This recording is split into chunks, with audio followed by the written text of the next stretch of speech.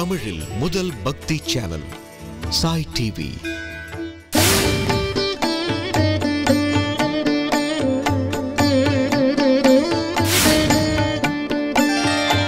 ஓம் ஸ்ரீநாதாதிகுருத்ரயம் கணபதிம் பீடத்ரயம் பைரவம் சித்தோகம் வடுகத்ரயம் வதயுகம் தூதைக்ரமம் மண்டலம் வீராண்யச்ச சதுஷ்டகஷ்டிநவகம் வீராவலி பஞ்சகம் ஸ்ரீமன்மாலினி மந்திரராஜசகிதம் வந்தே குரோர்மண்டலம்.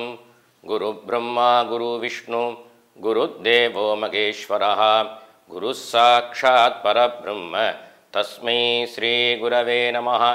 குரவே சர்வலோகானாம் விஷயே பவரோகிணாம் நிதயே சர்வவித்யானாம் ஸ்ரீதக்ஷிணாமூர்த்தயே நமः.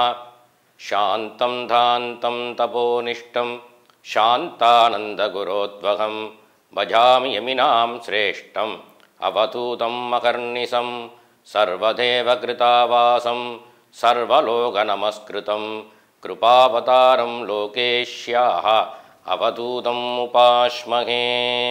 உத்யத்தினத்திந்து கிரீடாம் துங்ககுஜாம் நயனத்ரயயுக்தாம் ஸ்மேரமுகீம் வரதாம் அங்குசபாசா பீஜகராம் பிரபஜே புவனேசீம். ஓம் ஸ்ரீமாத்ரே நமः.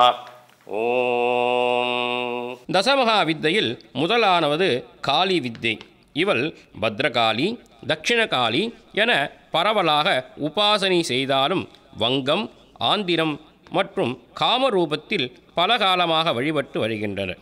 காளி என்பதற்கு காலம் என்றால் நேரம் என்று பொருள்.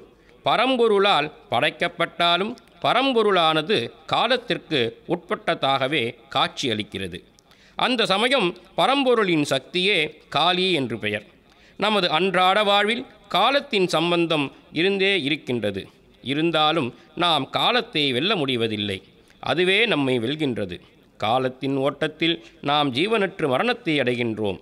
அதனாலேயே மிருத்யுவை காலன் என்று அழைக்கின்றோம்.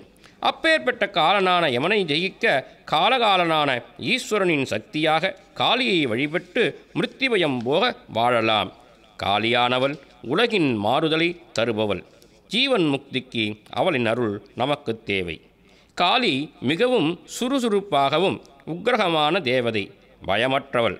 அதனாலேயே அவள் மயானத்தில் சவத்தின் மீது நின்று கொண்டு கழுத்திலே கபாலமாலை அணிந்து நீட்டிய நாக்குடன் பயத்தை அளிப்பவளாக காட்சி தருகிறாள். இருந்தாலும் பக்தனின் பக்தியால் தாய்க்கு நிகராக பாசத்துடன் 2 கைகளாலேயே அபயமளித்து வேண்டிய வரத்தை தருபவளாக அபய வரத கைகளுடன் காட்சி தருகிறாள். முன் சொன்னது போல் காளி, பத்ரகாளி, தட்சிணகாளி என்றே பலராலும் உபசரிக்கப்படுகிறாள். உலகில் அதிவிருஷ்டி, அனாவிருஷ்டி என்றும் பூகம்பம், யுத்தம் போன்றவைகளும் அவளாலேயே ஏற்படுகின்றது. இந்த காளியின் உபாசிக்கின்றவன் வெகு சீக்கிரம் வேண்டிய அனைத்தையும் அடைகின்றான். குறிப்பாக சொல்லவிட வேண்டுமென்றால் ராமகிருஷ்ண பரமஹம்சர் இந்த தட்சிணகாளியின் உபாசகரே. நம் சுப்பிரமணிய பாரதியும் ஒரு காளி பக்தரே. காளியின் பீஜாட்சரமான ஹ்ரீம் இதனை ஆச்சாரியன் உபதேசத்துடன் ஜபித்தால் எல்லா வளங்களும் பெற முடியும் என்ற மற்றொரு பக்தரான காளிதாசர் கூறியுள்ளார். இந்த காளி வித்தையை உபாசிப்பதின் பலனாக அமோகமான தைரியம், நோயற்ற வாழ்வு, சாஸ்திர ஞானம், முடிவில் முக்தியும் கிட்டும். நவராத்திரி 6ஆம் நாள் சண்டிகாதேவி சர்ப்பராஜ ஆசனத்தில் அமர்ந்திருக்கும் கோலம். 7 வயது சிறுமியை இந்திராணி காளியாக நினைத்து பூஜிக்க வேண்டும். அன்றும் கடலை மாவினால் தேவி நாமத்தை கோலமிட வேண்டும்.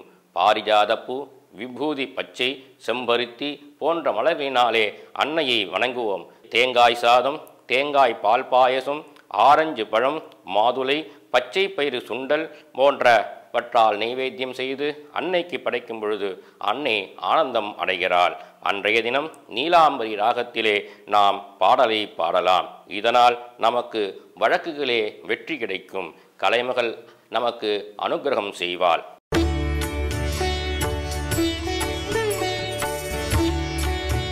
தமிழில் முதல் பக்தி சேனல் சாய் டிவி.